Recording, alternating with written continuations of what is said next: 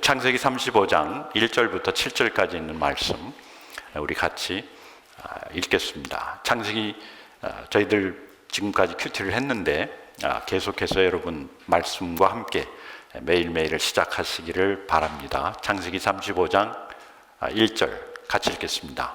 하나님이 야곱에게 이르시되 일어나 베델로 올라가서 거기 거주하며 네가 네 형 에서의 낯을 피하여 도망하던 때에 네게 나타났던 하나님 거기서 제단을 쌓으라 하신지라. 야곱이 이에 자기 집안 사람과 자기와 함께한 모든 자에게 이르되 너희 중에 있는 이방 신상들을 버리고 자신을 정결하게 하고 너희들의 의복을 바꾸어 입으라. 우리가 일어나 베델로 올라가자. 내 환난 날에 내게 응답하시며 내가 가는 길에서 나와 함께 하신 하나님께 내가 거기서 제단을 쌓으라 하노라. 그들이 자기 손에 있는 모든 이방 신상들과 자기 귀에 있는 귀고리들을 야곱에게 주는지라. 야곱이 그것들을 세겜 근처 상수리 나무 아래 묻고 그들이 떠났으나 하나님이 그 사면 고을들로 크게 두려워하게 하였으므로 야곱의 아들들을 추격하는 자가 없었더라. 야곱과 함께한 그 한 사람이 가나안 땅 루스 곧 베델에 이르고 그가 거기서 제단을 쌓고 그곳을 엘베델이라 불렀으니 이는 그의 형의 낯을 피할 때에 하나님이 거기서 그에게 나타나셨음이더라. 여러분, 우리가 지금까지 야곱의 삶을 계속해서 살펴보았는데 참 야곱의 삶이 진짜 기구한 삶인 것 같기도 합니다. 둘째로 태어나서 또 형의 축복을 뺏고 또 아버지를 속이고 그리고 도망가야 되는, 멀리 떠나야 되는, 그리고 멀리 떠나서 외삼촌 집에 가서 결혼도 하고 좋은 아내를, 사랑하는 아내를 맞이했지만은 그러나 여자가 넷이 생기고 자녀가 12, 또 딸까지 있고, 그리고 외삼촌과 그 사촌들의 핍박에 일도 제대로 하지 못하고 돈도 잘 벌지 못하고, 그리고 이제 그 집에서도 또 도망을 나와야 되는, 어떻게 보면은 도망자의 삶이었습니다. 그런데 생각해 보면은 우리의 삶도 어떤 것을 취하기 위해서 나가는, 목적을 향해서 나가는 삶도 있지만은 도망하는 삶도 많이 있습니다. 지금 있는 환경이 싫어서, 지금 같이 있는 사람들이 싫어서, 아니면 지금 내가 해결해야 되는 문제가 힘들어서 도망하는 삶, 피하는 삶. 그리고 거기에 대한 해결책이 있으면 좋은데 해결책이 없을 때가 너무나도 많습니다. 지금 야곱이 그 상황에 또 들어온 것 같아요. 에서를 만나기 위해서 두려운 마음에 모든 것을 준비했지만 그 두려움을 이길 수가 없어서 하나님께 기도하는 가운데 하나님과 만나서 하나님이 너는 이제 이스라엘이라, 내가 너와 함께하리라, 그 약속을 다시 확인을 받고 형 에서와 만나서 화해하며, 참 거기까지는 좋았는데 이제 또 다시 삶을 살다 보니까 생각지 못했던 문제에 이릅니다. 자기 딸 디나가 자기가 지내고 있는 그 땅에서 다른 민족들과 접하다가 강간을 당하고, 또 그 사람들이 결혼하자 그래가지고 어떻게 보면은 정략 결혼 비슷한 그런 결혼에 들어가고, 또 그것을 못마땅하게 여긴 야곱의 아들들이 12이나 있지 않았습니까? 이럴 때 그 많은 아들들이 필요한 것 같아요. 그런데 계획을 해가지고 자기 여동생을 욕보였다, 우리 집안을 무엇으로 아느냐, 가문을 짓밟았다 해가지고 그 디나를 아내로 맞이한 그 가정을, 그 집안을 싹 몰살시킵니다. 얼마나 쌀벌한 상황입니까? 더군다나 그 땅이 자기네 땅도 아니고 자기 집도 아니고 그냥 남의 땅에 와서 사는데 한 가족을 몰살시켰으니까 앞으로 다가올 위험은 뻔한 것이었어요. 그 가운데서 앞으로 가지도 못하고 뒤로 가지도 못하고, 그렇지 않습니까? 외삼촌을 피해서 왔는데, 그리고 또 에서를 피해서, 에서 화해는 했지만 피해서 그 땅에 머물고 있었는데 이제는 그 땅에서 머물 수 없는 그런 상황에 들어온 겁니다. 진짜 오도 가도 못하고 이 오동랑에 걸린 그런 상황이에요. 여러분, 그런 상황 접하지 않았습니까? 미국에 오면 좋을 줄 알고 미국에 왔는데, 그리고 돈도 벌고 직장도 갖고 집도 사고 다 했는데 자녀 문제가 생기고, 남편과의 문제가 생기고, 아내와의 문제가 생기고, 또 직장에서 문제가 생기고, 갑자기 레이오프를 당한다든지, 또 갑자기 지금 이런 상황 속에서 사업이 망한다든지, 제가 1992년 LA에서 사역을 하고 있었는데 1992년 LA에서 큰 폭동이 일어났어요. 그것도 내 잘못도 아닙니다. 그냥 한 흑인이 그 백인 경찰에게 핍박받은 그것도 멀리서 LA하고는 상관없는 데서 일어난 그 사건 때문에 이게 막 퍼져가지고 그냥 LA에서 흑인들이 폭동을 일으키고 한국 그 가게들, 그 스몰 비즈니스를 운영하는 사람들이 큰 피해를 본 거예요. 그거 누구 잘못입니까? 아무 잘못도 아니에요. 그렇다고 어디 가서 호소할 데도 없고, 그리고 그 민족, 그 당한 사람들을 봐주는 사람들도 없고, 생각해주는 사람들도 전혀 없고, 그러면서 전 재산, 자기가 투자했던 모든 것을 날린 사람들이 너무너무 많았어요. 그 한인타운 그 근처에서. 제가 거기 한인타운의 한복판에 있는 교회에서 그날 아직도 기억이 나요. 막 누가 화염병 던질까봐 교회 문 앞에서 그 뭡니까 그 파이어 익스팅구셔 갖다 놓고 그리고 밤새고 있었어요. 그리고 밤에 이렇게 그냥 거리를 나가 보니까 막 불타고 있고 완전 전쟁터, 영화에 나오는 그런 한 장면이었습니다. 그런데 그게 누구의 잘못이었습니까? 아무 잘못도 아니었어요. 단지 wrong place에 그냥 본인들이 뭐 원해서는 아니지만은 그냥 좋지 않은 자리, 한인타운이라는 곳에서 살고 있었던 그 죄밖에는 없었던 겁니다. 야곱이 아마 그런 상황에 들어온 것이 아닌가. 어디로 갈 데가 없어요. 갈 데가 없으니까 그 한인들이 그 한인타운에 모여서 사는 거예요. 거기가 어떻게 보면 이민자의 집결지입니다. 처음. 그래서 와서 거기서 이제 돈 벌고 그렇게 해서 이제 밖으로 나가야 되는데 이제는 그것마저 사라진 그런 상황. 그리고 이제 야곱도 한번 잘 해볼까 했는데 자녀들이 그렇게 나가가지고 원수를 삼았으니까, 사람들을 죽였으니까. 보나마나 이제 이 사람들이 우리를 쳐들어올 텐데 나는 어디로 가야 되나. 그리고 자녀들은 야곱을 이해하는 자녀가 하나도 없었어요. 니네 이거 왜 이랬냐? 이거 큰일 날 텐데. 그랬더니 애들이 하는 말이 그놈들 가만 놔둬서 되겠어요? 화가 나가지고 화를 풀어대는 거예요. 그런 상황 속에서 우리는 어떻게 해야 되나, 야곱은 어떻게 해야 되나 아마 고민스러웠을 겁니다.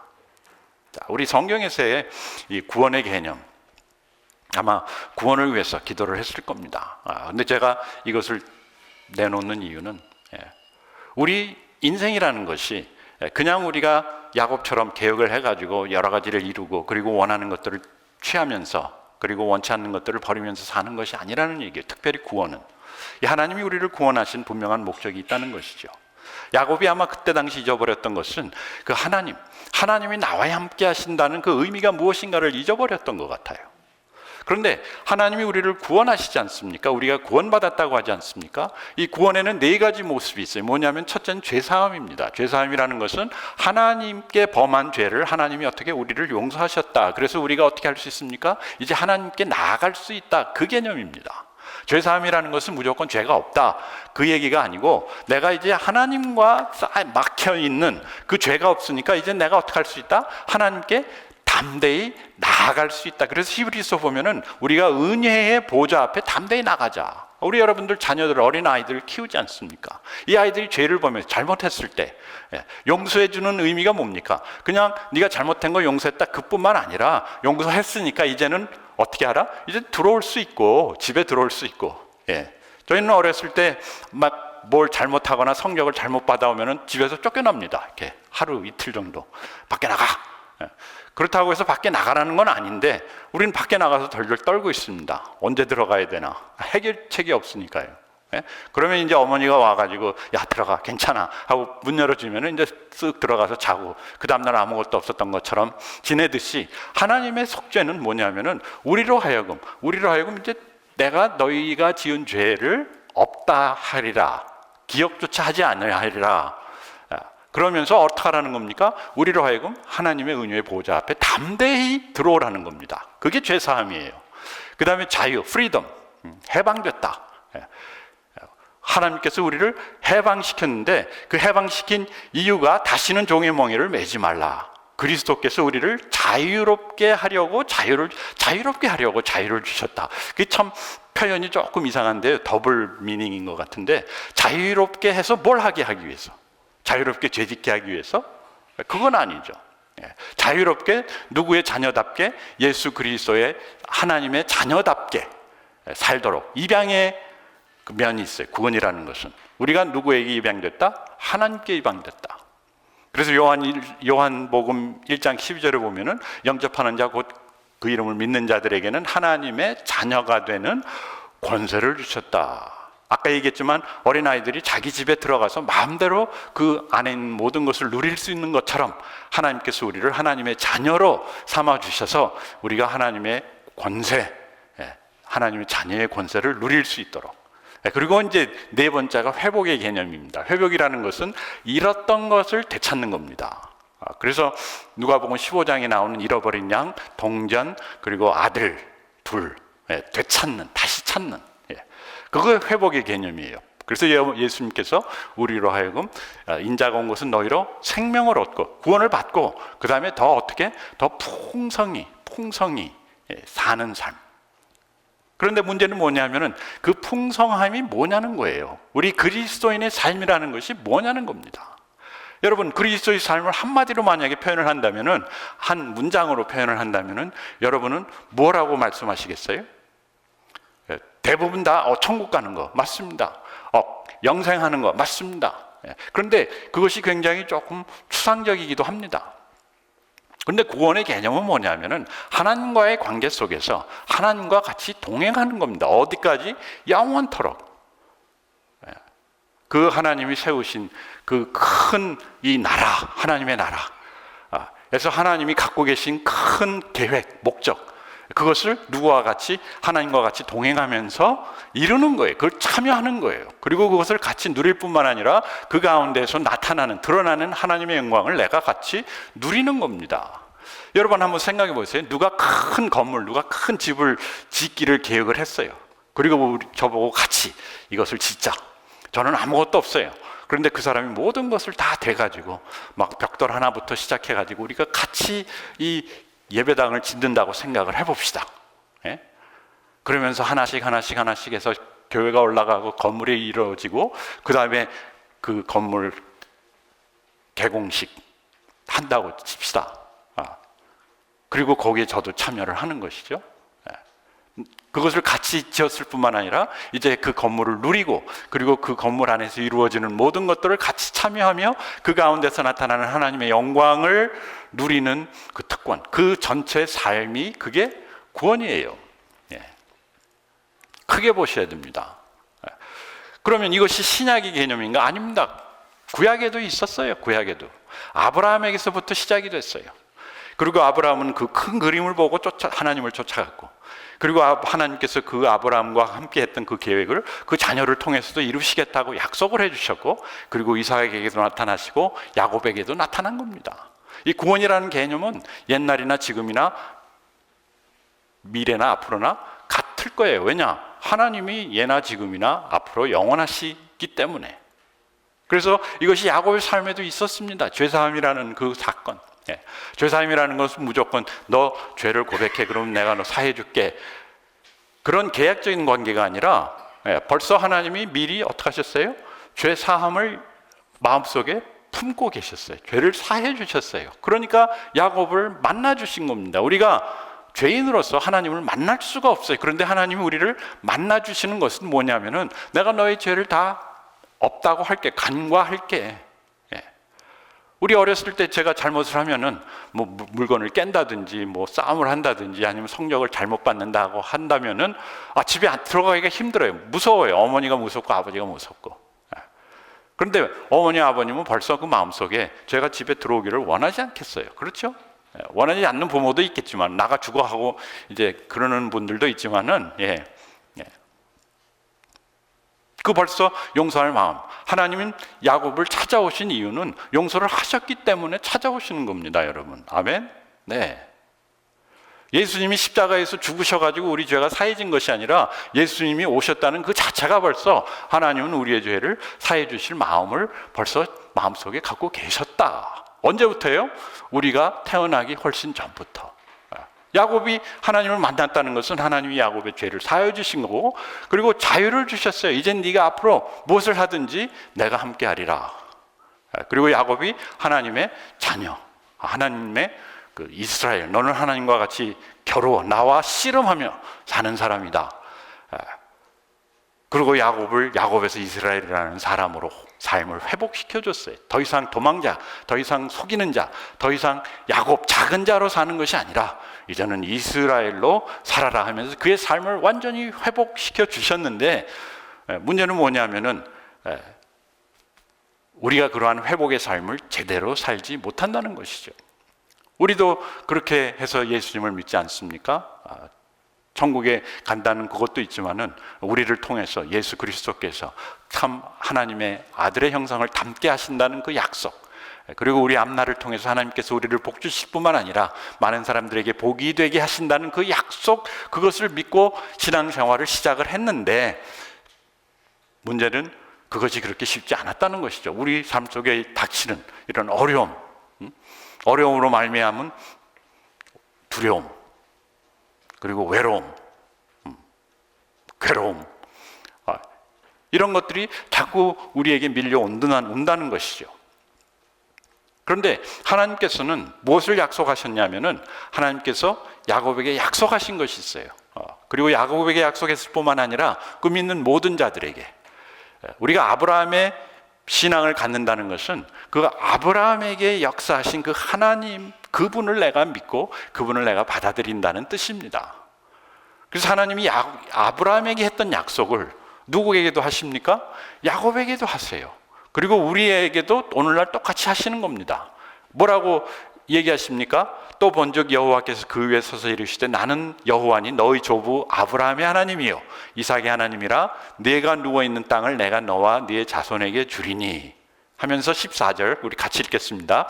네 자손이 땅에 티끌같이 되어 네가 서쪽과 동쪽과 북쪽과 남쪽으로 퍼져 나갈지며 땅의 모든 족속이 너와 네 자손으로 말미암아 복을 받으리라. 내가 너와 함께 있어 네가 어디로 가든지 너를 지키며 너를 이끌어 이 땅으로 돌아오게 할지라. 내가 네게 허락한 것을 다 이루기까지 너를 떠나지 아니하리라 하신지라. 여러분, 우리가 하나님을 믿는 이유는 바로 이 약속 때문입니다. 이 약속을 믿는 겁니다. 아멘. 예. 그건 구약인데 뭐 그걸 믿는가? 아닙니다. 이 하나님의 약속은 오늘날 우리에게도 똑같이 적용되는 거예요. 예. 뭐라고 말씀하시냐면은 네 자손이 땅에 티끌같이 되고, 아브라함에게 하신 말씀이 무엇입니까? 네가 어떤 민족이요? 큰 민족을 이루고. 예. 여러분 한번 상상해 보세요. 나를 통해서 큰 민족이 나온다. 그것은 내가 뭐 아내를 많이 두고 자녀를 많이 둔다는 그런 뜻이 아니라, 그만큼 나의 영향력, 나의 역할이 한 가정의 아버지가 아니라 나의 역할이 지금 미국에 와서 아리조나에서 지금 있는 우리 동네에서 우리 자녀들을 잘 키우는 그 역할에서, 그게 나쁘다는 것이 아니라, 그것에서 멈추는 것이 아니라 큰 민족에게까지 영향을 미치는, 생명을 주는 그런 복을 하나님께서, 그런 계획을 우리와 함께 갖고 계시다. 얼마나 놀라운 계획입니까? 우리는 그저 한 가정에서 좋은 아버지가 되고 좋은 어머니가 되고 좋은 가정을 이루어서 잘 살고 잘 살면 그것으로 끝, 만족. 그러나 하나님은 그게 아니라는 거예요. 그래서 이 하나님의 약속으로의 회복입니다. 그런데 여러분, 야곱의 삶을 지금까지 살펴보았지만은 야곱의 삶이 처음에는 하나님이 나를 축복하시고 나로 이 땅에 돌아오게 하시고 나를 안전하게, 나를 평화롭게 하시면은 제가 하나님이 나의 하나님이 되고 내가 여기서 제단을 쌓으리라 하고 약속한 것이 꽤 오래됐죠. 20년이 넘었습니다. 꽤 오래됐어요. 그러니까 잊어버릴 수도 있었죠. 그리고 아마 그 약속의 의미를 본인도 잊어버렸을 거예요. 긴가민가 했을 겁니다. 여러분, 하나님의 만난 경험이 있지 않습니까? 그런데 그게 시간이 지나면서 10년, 20년, 30년, 어떤 분들은 50년, 70년 잊어버려요, 자꾸. 네. 그렇기 때문에 하나님이 우리를 찾아오시는 것이죠. 잊어버리면서 우리는 우리의 당면한 문제 속에서 그 문제 해결만을 놓고 기도를 한다는 것이죠. 아마 야곱이 그런 기도를 했을 겁니다. 하나님, 이 상황에서 무엇을 해야 됩니까? 저 사람들이 우리를 위협하고 있습니다. 우리 자녀들이 죄를 지었습니다. 지금 제가 경제적으로 힘듭니다. 아니면 상황적으로 어렵습니다. 우리는 우리의 상황, 우리의 문제를 갖고 하나님께 기도하고 하나님 이것을 해결해 주십시오라고 기도할 수 있어요. 하나님께 매달릴 수 있어요. 그것이 우리의 신앙일 수 있습니다. 그게 나쁘다는 얘기가 아니라 하나님은 그것보다 한수가 아니라 먼 앞날을 바라보고 계시다. 그 문제 해결이 중요한 게 아니라는 거예요. 우리 심지어는 막 병으로 내가 앓고 있다, 암이 걸렸다, 뭐 사고를 만났다, 그 문제들의 해결책이 중요한 것이 아니라 그러면 해결되고 나서 회복되고 나서 내가 무엇을 할 것인가, 그것이 중요하다는 거예요. 우리가 그것을 잊어버릴 때 우리 문제가 해결이 돼도 아무런 소용이 없다는 것이죠. 그것이 야곱의 삶에서 나타나는 겁니다. 계속해서 하나님이 야곱을 도와서 하나님이 야곱을 축복하고자 하는 그 계획 때문에 계속 하나님이 야곱과 함께 하시면서 우리 아까 저기 나온 자손이 땅에 뜰것같이 되고 모든 족속이 너와 내 자손으로 말미암아 복을 받으리라, 그것을 향해서 나아가고 있는데 야곱의 관심은 뭐냐면은 지금 내가 얼마만큼 돈을 벌고 얼마만큼 평안하게 살고 지금 내가 얼마만큼 많은 것을 누리느냐, 거기에 초점이 맞춰 있다는 것이죠. 어떻게 보면 우리의 신앙생활과 하나도 다를 것이 없는 겁니다. 하나님이 나를 통해서 참 이런 큰 계획을 갖고 계시다라는 그것보다는, 그 구원의 모습보다는 그냥 하나님 내 문제 이거 해결해 주시고 저거 해결해 주시고 나를 잘 살게 해 주시고 나를 건강하게 해 주시고 내가 좀 더 편안하게 살게 해 주시면은 참 좋겠습니다 하는 거기에 멈춘다는 것이죠. 그 자체가 나쁘다는 것이 전혀 아닙니다. 그러나 우리의 신앙은, 우리의 삶은 하나님이 계획하신 구원이라는 것은 그저 내가 그런 어려운 상황 속에서 다시 내가 원하는 상황으로 변하는 것이 아니라 하나님은 우리로 하여금 하나님이 약속하신 이 계획을 참 누리게 하시는 것이다.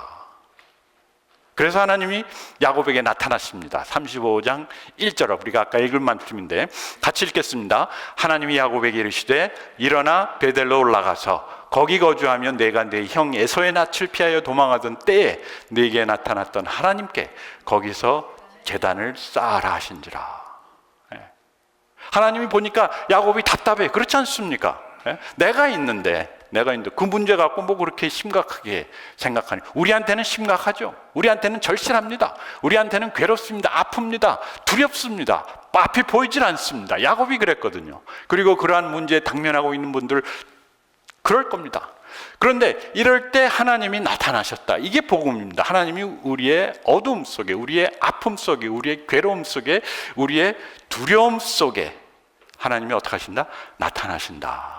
캄캄할 때 조그만 빛이 잘 보일 수 있듯이 이런 상황 속에서 하나님이 나타나셔서 무엇 하시는가? 하나님은 회복하신다는 얘기예요. 하나님이 회복하십니다. 우리의 상황을 변화시키는 것이 아니라 누구를 변화시킵니까? 내가 어떤 능력을 받는 것이 아니라 나의 관점, 나의 시선, 나의 생각, 이것을 하나님이 바꿔주신다는 것이죠. 그래서 하나님이 1절에 이르시되 일어나 베델로 올라가서 거기 거주하며 내가 내 형 에서의 낯을 피하여 도망가던 때에 내게 나타났던 하나님께 거기서 제단을 쌓아라. 한번 생각해 보라는 겁니다. 내가 너에게 있어서 누구인지. 우리 인생의 문제, 이것의 해결책의 시작은 뭐냐면은 나는 하나님과 어떠한 관계인가, 하나님은 나에게 있어서 누구신가를 먼저 확인해야 된다는 겁니다. 무조건 하나님 병 고쳐 주시옵소서, 하나님 직장 잡게 해 주시옵소서, 하나님 우리 자녀를 위해서 이렇게 해 주십시오 기도할 것이 아니라 기도하기 전에 먼저 하나님은 나에게 있어서 누구신가. 여기에 보면은 하나님은 진짜 실제적인 나의 환난 속에서, 그래서 내가 내 형 에서의 낯을 피하여 도망하던 때 나의 그 어려운 그 절박한 그 상황 속에서 그렇지, 하나님이 나에게 나타나시고 나를 구원하셨지. 여러분 그러한 상황이 있었습니까? 그러한 때가 있었습니까? 그러한 구원의 시점이 있었습니까? 네.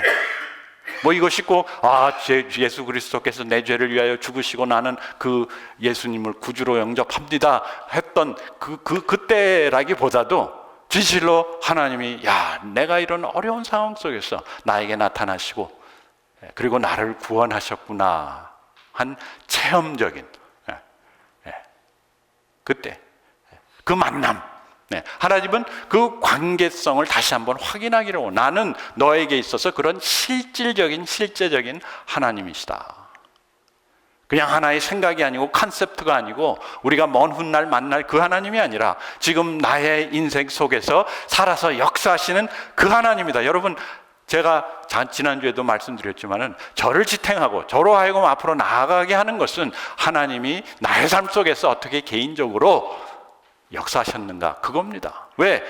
예나 지금이나 앞으로 하나님은 동일하신 하나님이시기 때문에 지금 아무런 일이 일어나지 않더라도 지금 내가 보기에는 하나님이 외면하고 하나님이 멀리 있고 하나님이 나를 생각하지 않는 것 같을지라도 예전에 30년이건 100년이건 상관이 없어요. 예전에 역사하셨던 그 하나님, 그 하나님은 예나 오늘이나 앞으로 어떡하니까? 앞으로 동일하시니까.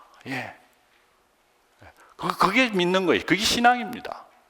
그래서 하나님은 먼저 문제를 해결해 주시는 거 아니라 우리와의 그 사랑의 관계. 내가 너를 이만큼 사랑한다.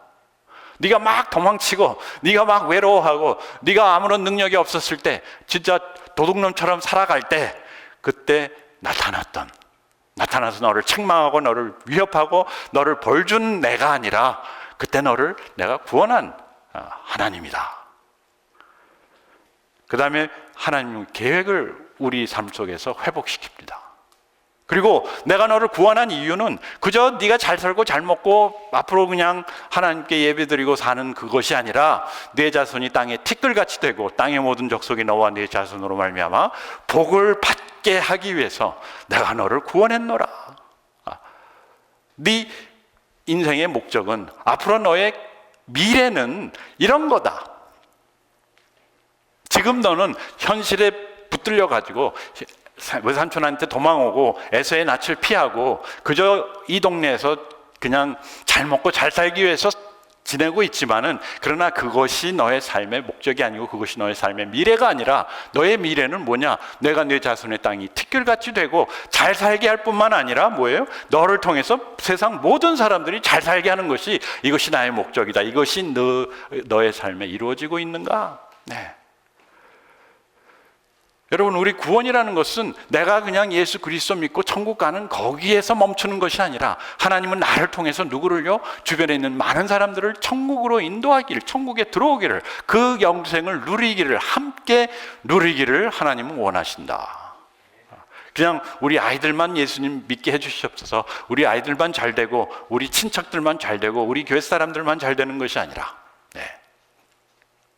하나님은 우리를 통해서 땅의 모든 족속 축복하시려는 그 하나님의 계획을 누구에게? 야곱에게 다시 확인시키는 거예요. 우리는 때로 이런 하나님의 계획을 확인받는 시간이 필요해요. 그런데 일이 잘 될 때는 그 확인을 하지 않습니다. 일이 잘 안 되고 문제가 생기고 내게 해결할 수 없는 일들이 생길 때 우리는 하나님을 찾게 되고 하나님은 그 문제를 해결해 주시지 않고 즉시 해결해 주시지 않고 어떻게 하십니까? 우리에게 앞으로 너의 삶은 이 길로 가는 거다. 우리가 만약에 그 길로 행하고 있다면은 모든 일들이 다 해결될 거라는 말씀입니다. 그 다음에 세 번째, 하나님의 약속을 회복하세요. 여러분, 우리는 이 세 가지가 항상 우리의 삶 속에서 회복이 돼야 돼. 다시 확인이 되고 회복이 되고 그리고 또 확인이 되고 회복이 되고, 내가 너와 함께 있어 내가 어디로 가든지 너를 지키며 너를 이끌어 이 땅으로 오게 할지라, 내가 네게 허락한 것을 다 이루기까지 너를 떠나지 아니하리라 하신지라. 믿어지지가 않아요. 왜? 지금 상황을 보면은 하나님이 함께 계시는 것 같지 않거든요. 그러니까 믿는다는 것이 뭐냐면은 하나님의 약속을 믿는 거예요. 하나님의 약속. 나의 환경을 믿는 것이 아니고 나의 상황에서 하나님을 바라보는 것이 아니라 그 상황 위에, 나의 환경 위에, 내 자신 위에 계신 그 하나님, 그리고 그 하나님께서 우리를 그 하나님의 계획으로 인도하고 계시는 그 하나님의 손길. 내가 너를 지키면 너를 이끌어. 지금 하나님이 이끌고 계신다는 것입니다. 지금 여러분들이 어디에 있든. 그런데 우리는 어떤 때는 하나님의 이끄심을 뿌리치고 하나님, 난 여기 가기를 원해요. 이것을 구경하기를 원합니다. 여기에서 살기를 원합니다. 야곱이 그랬어요. 하나님은 분명히 나타나셔가지고 야곱에게 어디로 가라? 베델로 다시 돌아가라. 그 장소가 중요하기보다는 그 장소에서 일어났던 그 사건, 내가 너를 만나주고 네가 형 에서를 두려워해서 도망가던 그때 나타났던 그 하나님께로 돌아가라는 것이었죠. 그래서 야곱이 뭐라고 합니까? 그가 거기서 제단을 쌓고 그곳을 엘베델이라 불렀으니 이는 그의 형의 낯을 피할 때에 하나님이 거기서 그에게 나타나셨음이로라. 야곱이 깨달았어요.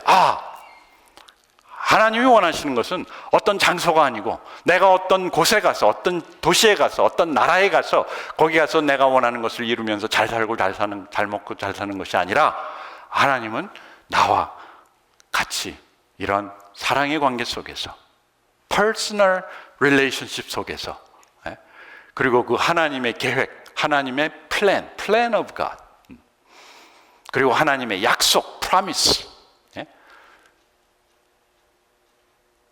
를 따라 사는 삶이구나. 그러면서 자기가 만났던 그 장소, 그 장소가 엘베델. 베델이라는 것은 하나님의 집, 자기가 가야 할 곳입니다. 근데 이제는 하나님의 집이 중요한 것이 아니고 누가 중요합니까? 그 집으로 가라 하신 하나님, 엘베델. 그 베델의 하나님, 그곳을 엘베델이라 하였더라. 여러분, 만약에 이 하나님이 우리의 하나님이라면 우리가 어디든 어떤 상황이든 또 어디를 가야 하든 그것이 문제가 되지 않습니다. 이것이 엘베델 신앙. 왜? 베델의 하나님이 누구와 함께 하시다? 나와 함께 하시고 나를 지키시고 나를 인도하시고 또 나를 통해 세상 모든 사람들을 복주시겠다고 약속하신 하나님이니까 그 약속을 믿고 오늘 하루 또 우리 같이 기도하고 앞으로 하나님을 기대하시길 바랍니다. 우리 같이 기도하시겠습니다.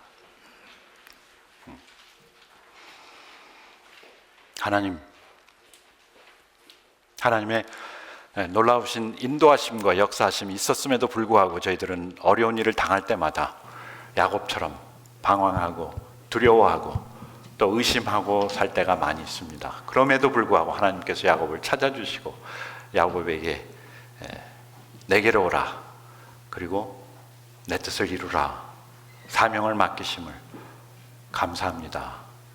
저희들과도 함께하여 주심을 분명히 나타내 주시고 특별히 어려운 상황 속에서 기도하는 분들에게 하나님의 살아서 역사하시고 이렇게 나타나 주시고 인도하시는 손길 보여주셔서 우리 모두가 다 하나님을 찬양하며 따라가는 귀한 교회가 되게 하시옵소서.